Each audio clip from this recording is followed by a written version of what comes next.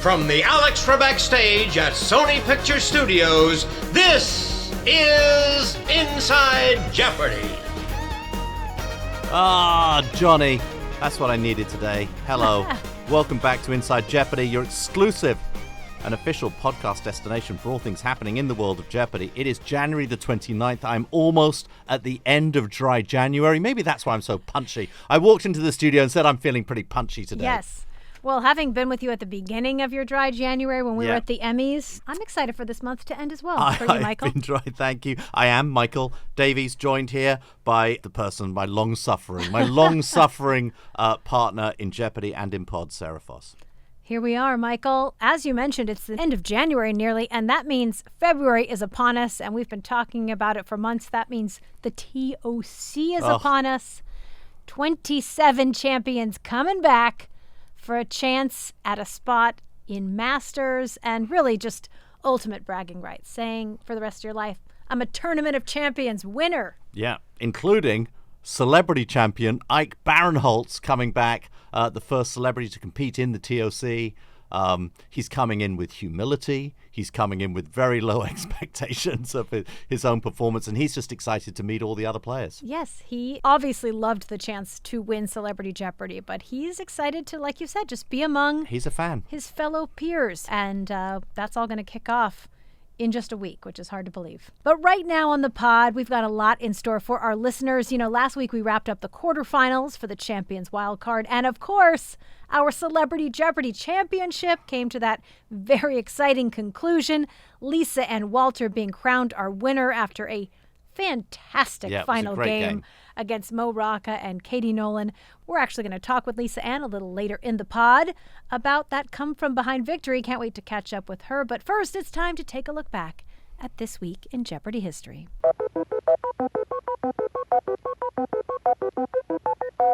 Let's go to Carolyn Collins now. She had 13,400, and she wrote down the one in the Americas, in South America, La Paz. You are correct. And your wager, everything you had, that puts you in the lead with 26,800, and it takes us to Arthur Chu, our champion, who had 18,200. He came up with La Paz also. The other one is Vaduz, the capital of Liechtenstein. And you are going to add how much money? Interesting wager, 8,600. That takes you to 26,800. We have a tie. We have co-winners today.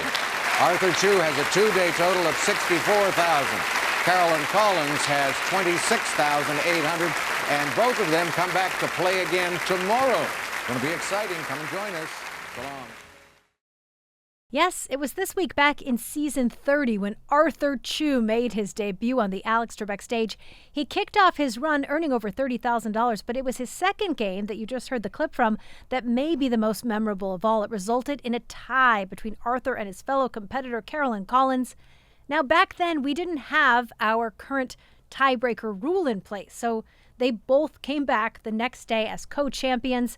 Arthur did end up defeating Carolyn. He went on to become an 11-day champion, earning nearly $300,000 and securing his spot in the Tournament of Champions, where he finished second just behind Ben Ingram. Yeah, I remember watching this on air and was reminded of it, you know, when I came to Jeopardy 2.5 years ago, and the legends of our game. Arthur Chu sits on a lot of leaderboards. He sits up there amongst the greats. Yes, and certainly, you know, some like to comment he's one of the villains of the show, as people might say about James or some of the others, but certainly proved that he had what it took to succeed on the Alex Trebek stage. All right, well, now let's head into last week's game highlights. We kicked off the week with our fifth Champions Wildcard quarterfinal game. Holly Hassel, Daniel Moore, Ron Chung. Daniel got off to a great start, ending the Jeopardy round with 9,600, but Ron responded correctly to both of the daily doubles in Double Jeopardy to take that narrow lead over Daniel heading into final.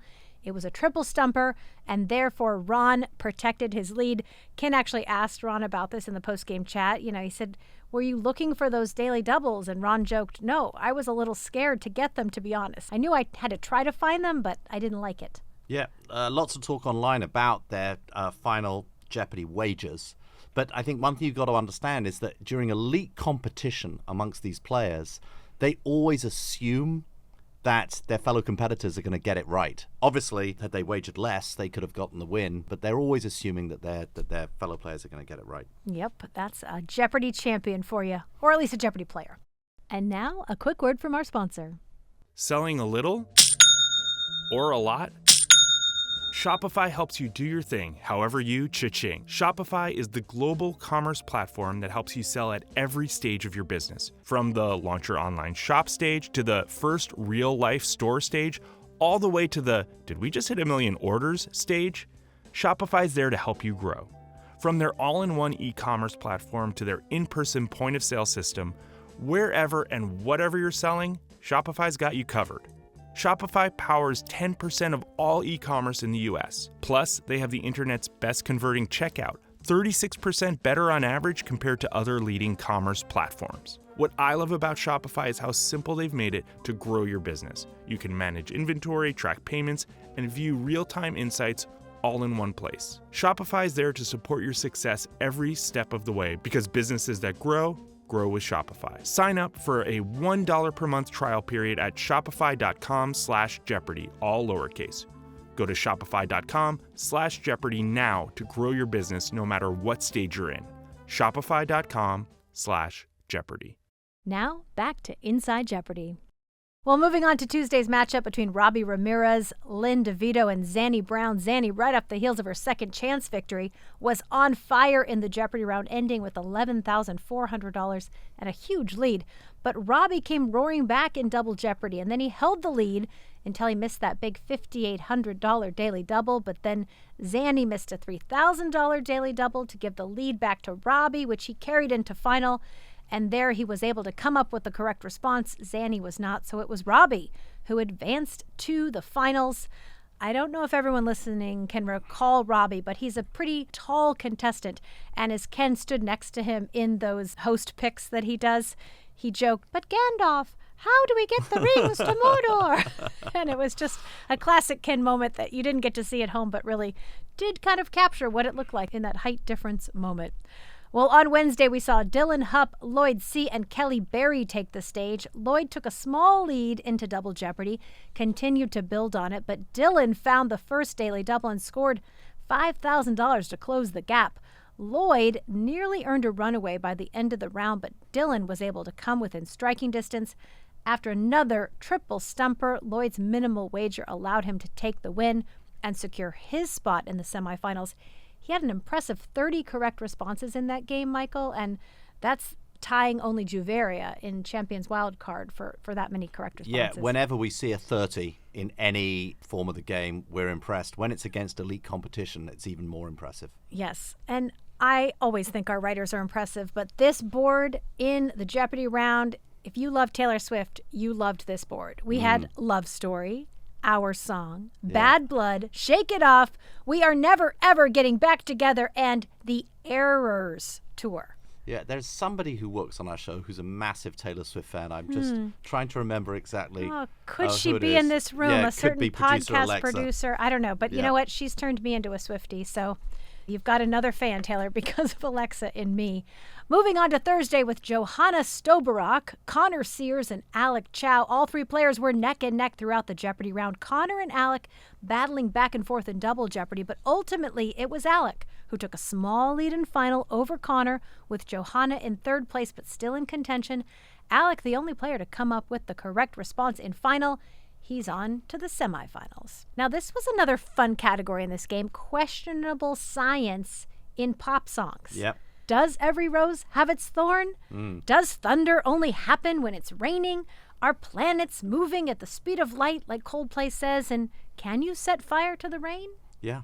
These According to Adele, you can. According to Adele, you can. So Yeah. love when our writers come up with even different ways to look at music, and certainly pop music. Well, we closed out the quarterfinals on Friday with Tamara Gatas, Michael Minkus, and Itai Sofer. Michael put on a strong performance. He ended the Jeopardy round with 8,000 and steadily built on his lead throughout Double Jeopardy. Tamara put up a fight, scoring 4,500 on the first daily double. However, she lost 7,000 on the last one, allowing Michael to pull off a runaway win. Itai, I want to point out, he is just loving being immersed in the trivia community. So after his win, he went to Las Vegas. He met Matea Roach, who recognized him And he met Sam Buttrey, who he told, when I get on the show, I'm going to say bring it.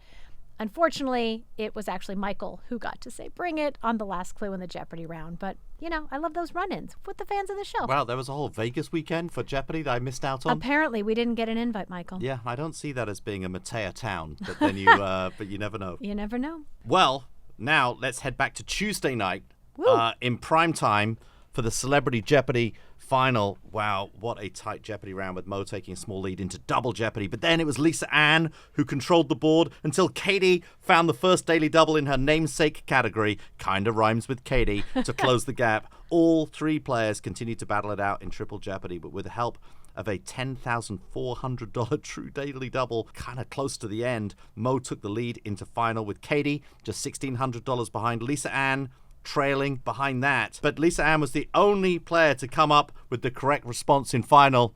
So the Butler did it, going from third to first place to secure the win and the $1 million prize for her charity. I think the best comments I saw about this game were just the compliments on the actual level of the material and the level of gameplay by all three of our finalists. And this was a big thing going into this season. We wanted to raise the writing level, and we wanted to therefore raise the gameplay level of the contestants. It's not universally true in every episode. We can't test these people. I guess we could do, but we would lose a lot. We can test our regular contestants, and you still don't know what they will do when they get on the stage. But we sort of had to go on like people we knew were smart. It's interesting. All three of these players, very coincidentally, are people I've worked with in the past or spoken to about working with in the past. Mo, has been on pilots I've made and met with him before. Lisa Ann, I've talked about doing a talk show. Katie Nolan actually produced a talk show with her, and I sort of know how special she is. They are all such big fans of Jeopardy, and that's something that really comes across in their every interaction, the way they play the game, the way they sort of name check our champions, the sort of the respect that they have for the institution. And this was a really, it just was a really great way to finish off a really enjoyable season of this brand. Yes, and you brought up the namesake category of kinda rhymes with Katie. We also had Lisa Ann or Walter, and then I think a category no one will ever forget, Mo Rocca drinking vodka with Chewbacca. Yeah, it's Bobby Patton, who was the head writer of Celebrity Jeopardy, told me that when writer David Levinson Wilk worked on this category, there is a quota that exists for all writers. They have to write a certain amount of material this year. No writer in the history of Jeopardy has ever blown their quota so much by taking so long to write a single category. It became the joke amongst all the writers that David was taking so long to write it, but it was certainly worth it when we read it at the end. And Lisa Ann, no sooner did she claim a victory, she went on Jimmy Kimmel, proudly displaying her champion trophy. And she's just like us. She actually got asked by Jimmy, is she dating anyone? She's like, no, I just want to date someone who wants to hang out and go to trivia night. That's so good. Well, wow, maybe this podcast can sort of serve as her Tinder. Well, we're going to catch up with her soon. But that is a wrap on Celebrity Jeopardy. Congratulations to all three of our finalists for your incredible performances throughout the season. Let's get into this week's host chat.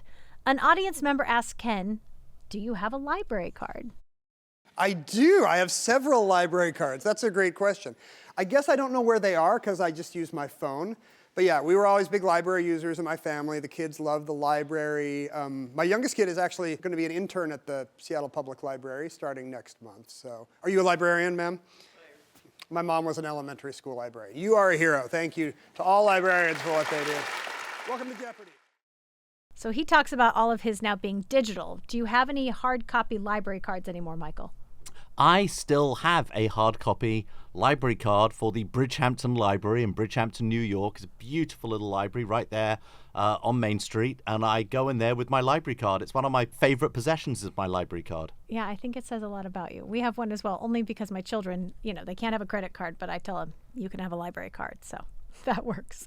Well, it is time now to welcome to the pod Celebrity Jeopardy champion Lisa Ann Walter. Lisa, thank you for being with us here today. Lisa Ann, how does life feel different knowing that you are a Celebrity Jeopardy champion? You know what, Michael? I have to tell you that honestly, I went home that night and not even any joking around. I was in the car going home after winning. First of all, stunned because it was such a wild win. Oh, yeah, we'll get But to that. yeah, I know we will. But I just went, I think I can relax now. Like, I did something that something that I had been dreaming about for literally most of my life. And just like it was a pipe dream, like, God, if I ever got on Jeopardy, I went, oh, the world's going to know that I'm smart. I don't just have a great figure. That's stupid, but you know what I mean. Like I'm not just an actress that makes them laugh. Like that, I know a few things. Yeah, definitely. I mean, look, comedians historically have done very well on this show. You succeed the great Ike Barinholtz. Patton Oswalt did superbly on our show last year. I mean, you'll notice this year from just the field, we had a lot of comedians. You beat a few comedians on this program or comedic hosts. So you definitely proved the brains were there and the competitive spirit. Yeah, great point. The second thing that you said, because the first one, like, we know it as comics, even though our onstage persona might be goofy. Whatever it is that you go for as a comic is your voice on stage. But what you draw from is a wealth of knowledge about the world. In my case, I grew up reading history, I was reading at almost, I think, 2.5 years old. My mom started teaching me. And she was the trivia buff. So anytime she got an opportunity to start talking about the world, we would listen to talk radio in the car, and that would just set her off on a tangent that she would start explaining the world to us. And I guess some of it stuck because a lot of times I'll blurt out an answer. The semifinals, I knew the answer when the other contestants didn't. And I blurted out right away. I'm like, oh, the coronation of Queen Elizabeth. And my ex-husband, who always watches Jeopardy, it was like, how do you know that? And I'm like, I just know it. I don't know why. Well, we will get to how good you are at Final Jeopardy, because that's definitely an element of your performance. But that is all fascinating stuff. Well, and we always say people who are good at Jeopardy are people who watch the show, who love the show. And I think that really shined with you. I loved when you said, I was too famous to go on the regular show, but I wasn't quite famous enough to go on Celebrity Jeopardy. And then we just got you in this perfect window for you to shine. The perfect pocket. I'm like Eliza Doolittle for my whole life. I don't fit in either world. But now here I am. Yes. And going back to the comics, I think that, this is how my brain works. You see? It's like here and then it went over there somewhere.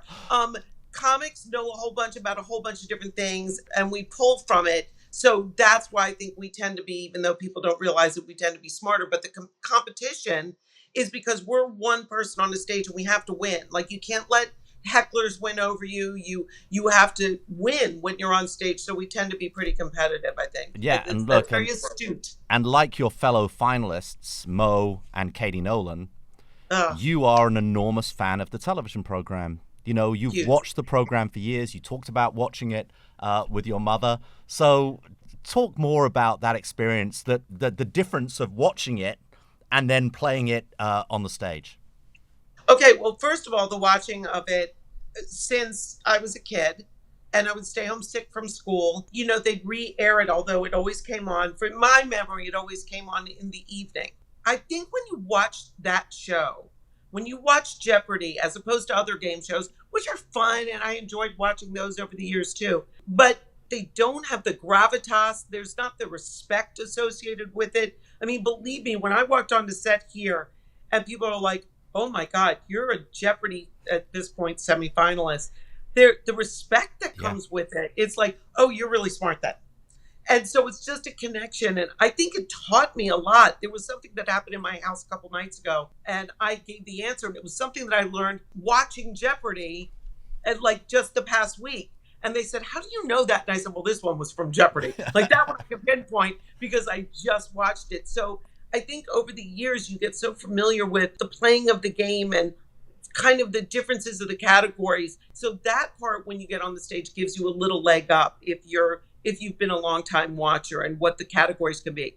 The thing that you're not prepared for as a longtime viewer and fan of the show is this. Yeah. The buzzer. She's showing us the buzzer, everyone. The buzzer is the unknown factor that until you actually do it, there is no way to have experience with it. It's like you can't just buzz in first when you know the answer, because I'm a fast reader. I get there halfway, before he's done, and then you're buzzing and now you're locked out. Yeah, and statistically, you were in the final against the very best, Katie Nolan, and maybe one of the second, third best, Mo Rocca, both great on the buzzer, fast on it. Unbelievably fast on the buzzer. I came nowhere near them.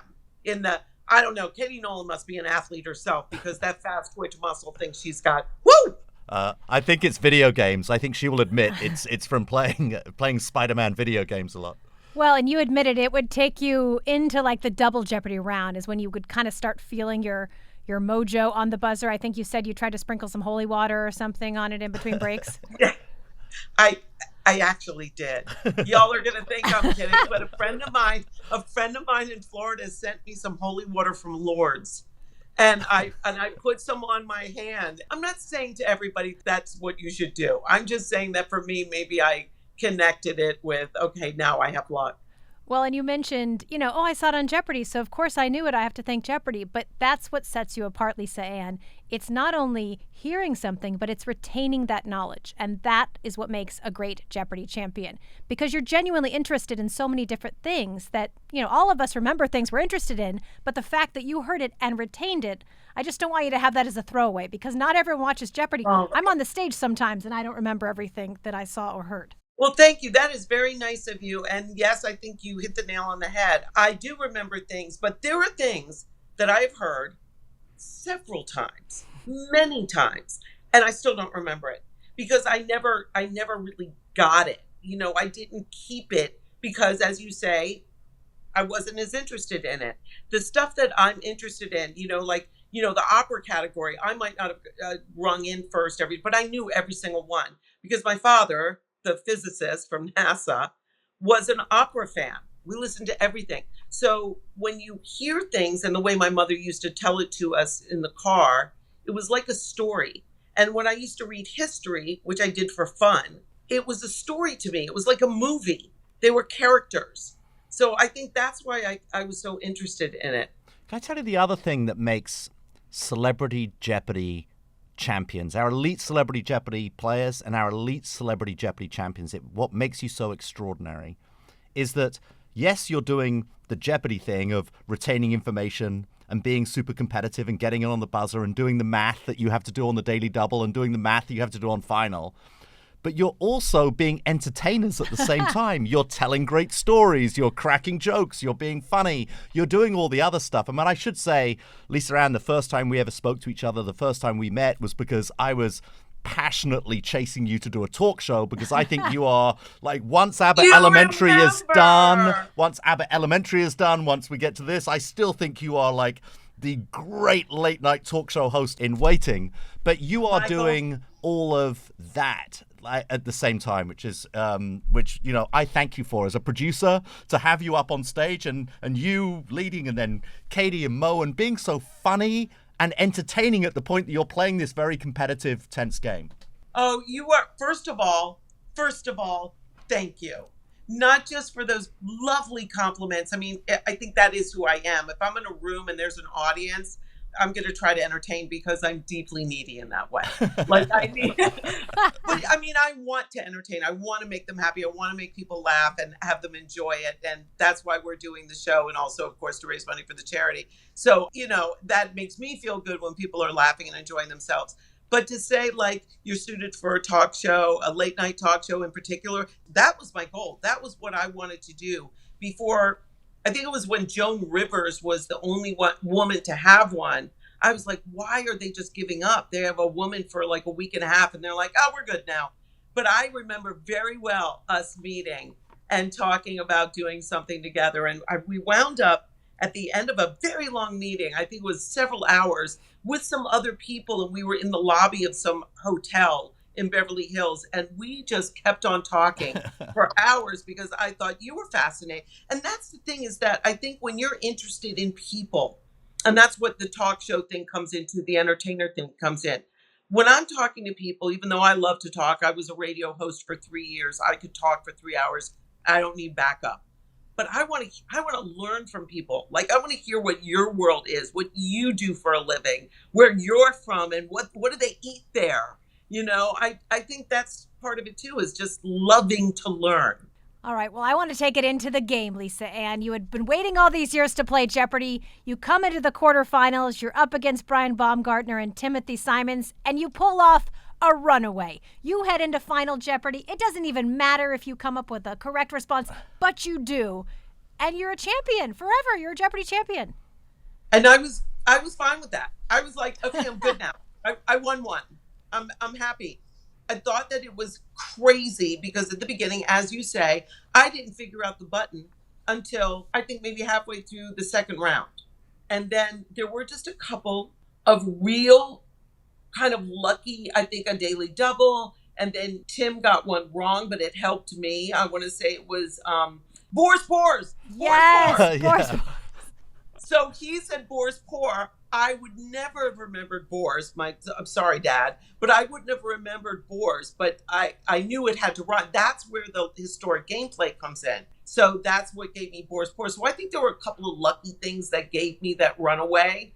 But I tell you what, going into that last one, I didn't know that I had it in the bag, and that I just had to be careful. I did, and finally I went, oh, I just have to not be a dope when I bet. So then your semi-final, Mira Sorvino, who took down Peter Schrager in her quarterfinal, like a very, very good Jeopardy player. And then Utkarsh Ambudkar, another comedic actor, very, very smart guy.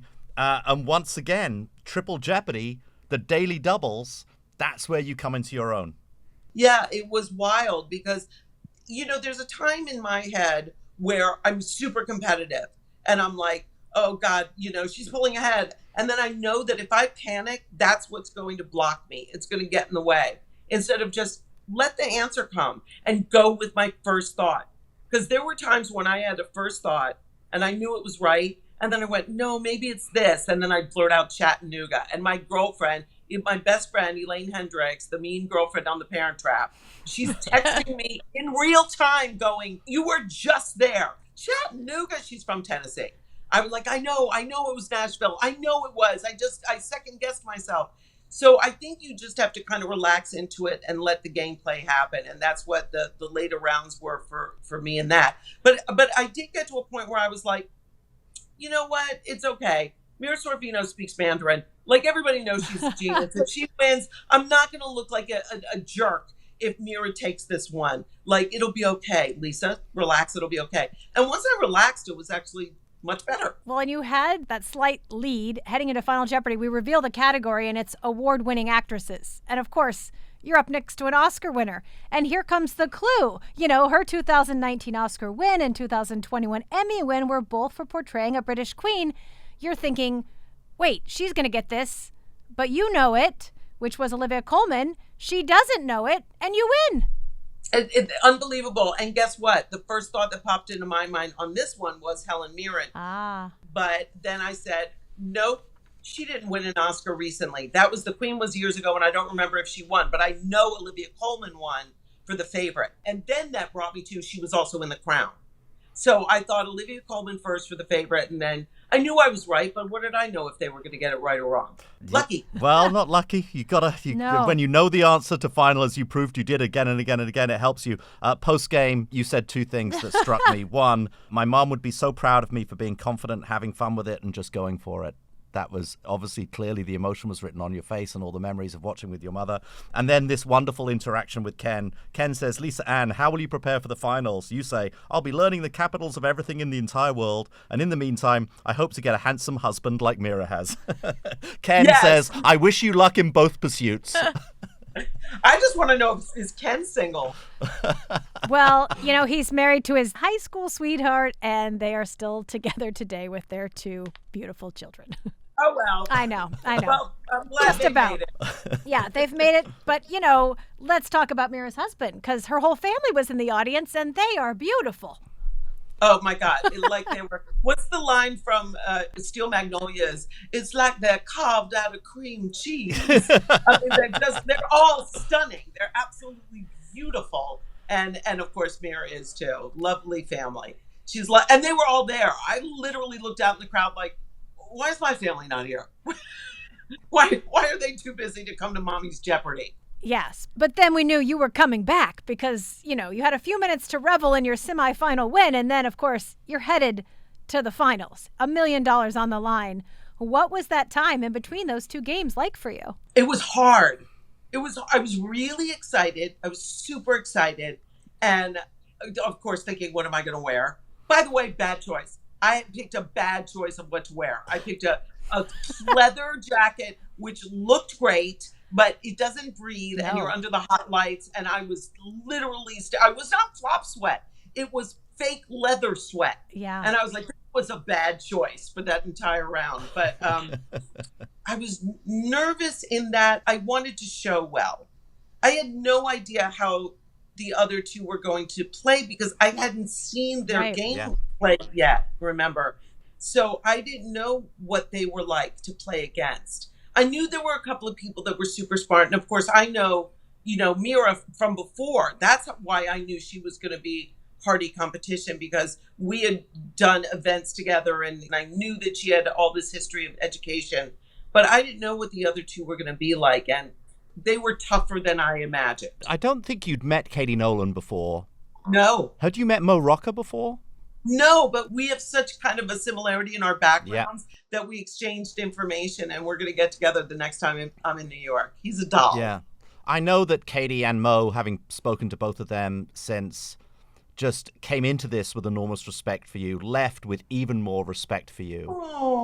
And one of the elements of Jeopardy that I really enjoy, I enjoy it in Elite Jeopardy competition, I enjoy it in Celebrity Jeopardy, is what we tend to see is this wonderful fraternity and sorority between our players who respect each other a lot. And that was just really at play during the entire final between the three of you. Oh, 100%. I mean, we have great affinity and respect for each other, not just as fellow nerds, smart people, but, as performers too, and as people. Katie's gameplay in the semifinals, she's so funny and so delightful. Like, you just go, oh, I really enjoy these people. Like, I could hang out with them. I count myself a miraculous event that I wound up winning at all, as you know. Well, we do. We head into Final Jeopardy. You are in third place. Mo had that huge daily double, so he's got a slight lead over Katie. And, hey, you're going to go home with a lot of money for charity still. We reveal the category literary cliches. Many mystery fans blame The Door, a 1930 Mary Roberts Rinehart novel in which a servant kills a nurse, for this four-word cliche. How quickly did it come to you? Tell me what's happening in those 30 seconds. Good luck, players. Immediately. Wow. Immediately. Servant. The butler did it. Wow. That's it. It's a cliche. It's a joke cliche that as a creator, a show writer, the butler did it. And my mother was a huge mystery novel fanatic. Like, she would reread mysteries and I'm like, Ma, didn't you read that before? She's like, yeah, but it's been like 10 years.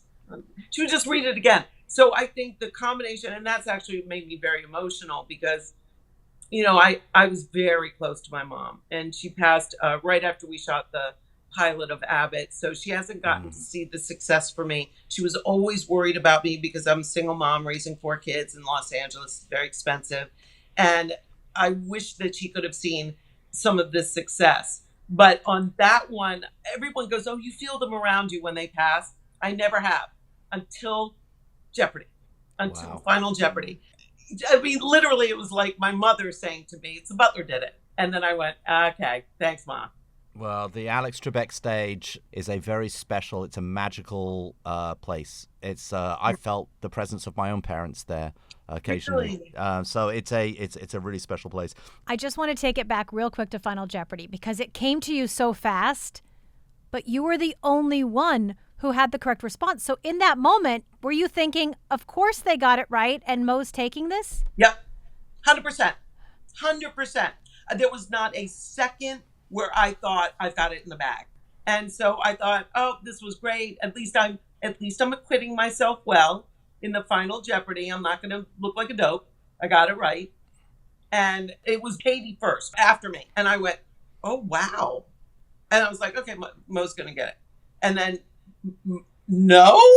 And I think I started shaking. You did.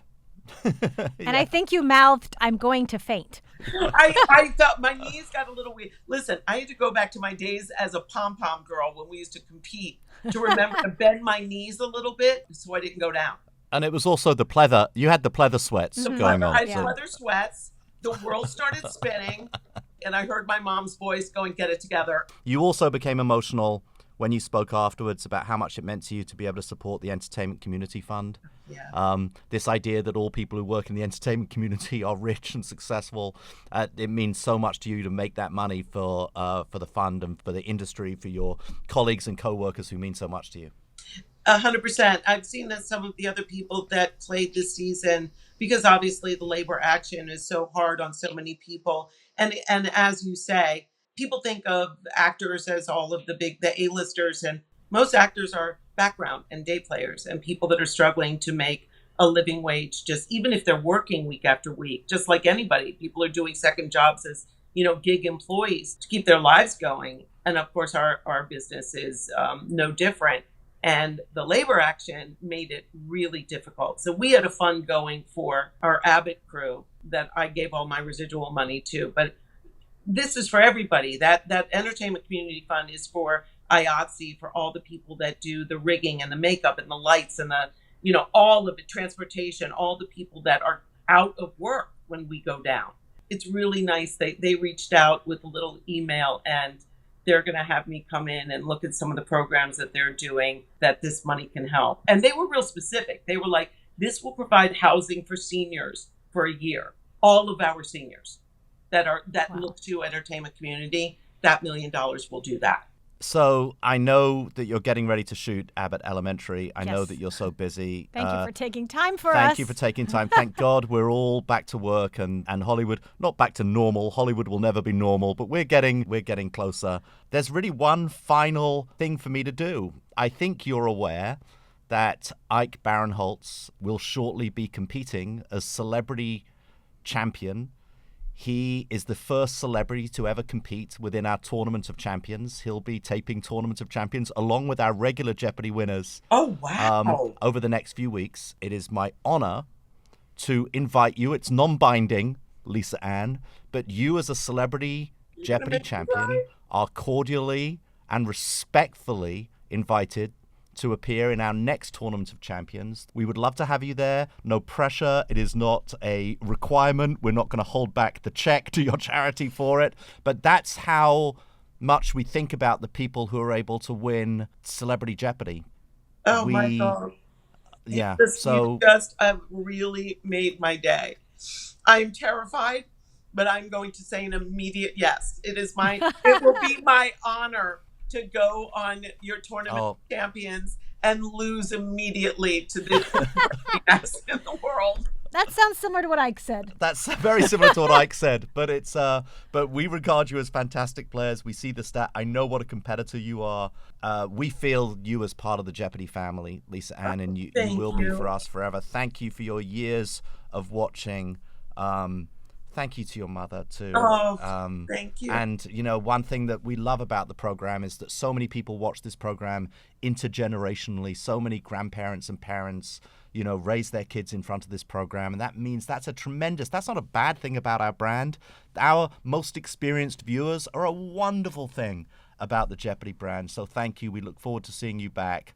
I look forward at some point to restarting conversations with you about a talk show. The irony is that I'm the one hosting the talk show interviewing you, which is very perverse. But thank you so much. Have a wonderful day at work. You're so good at it, Michael, and I would be thrilled to talk to you at any time. Let's close down another hotel bar. I love it. Thank you. Welcome both. to the Jeopardy family forever, Lisa Ann. Thank you both. That you just really made my day. Thank you. Whoa, look at that. We are starting a tradition, Sarah. I didn't tell you I was going to invite her to the TOC before we did that. You didn't tell me you were inviting Ike either, so no, it's that's just fair following enough. the same tradition. But now it's a tradition. Yes. The Celebrity Jeopardy champion gets the ask. There's no obligation, but we ask them to come and play. Lisa Ann Walter will follow Ike. That will be next year. Well, later this year. Yes. For the next TOC after the one we're about to produce. Yes, and if you're listening, Emma Stone, as you now see, there is a path to regular Jeopardy through Celebrity Jeopardy. Yeah, Emma Stone watches Jeopardy. I think listening to Inside Jeopardy may be a step too You think far. that's maybe I know she has other things on her mind during this Well, Academy Awards yes, season. Congratulations on your nomination, Emma. Yes. Well, that brings us to the end of today's show. For all of you who are listening, we're going to be back next week to highlight the champions, wildcard semifinals, and the 2-day Total Point Affair. And we're going to speak with the competition winner right here on the pod. Can't wait to hear about how they feel they've punched their ticket to the TOC with Ike Barinholtz. Yeah, the champions wildcard semifinals kick off today, so be sure to tune in for those games and join us back here on Monday for another Inside Jeopardy. See you all then. See you then.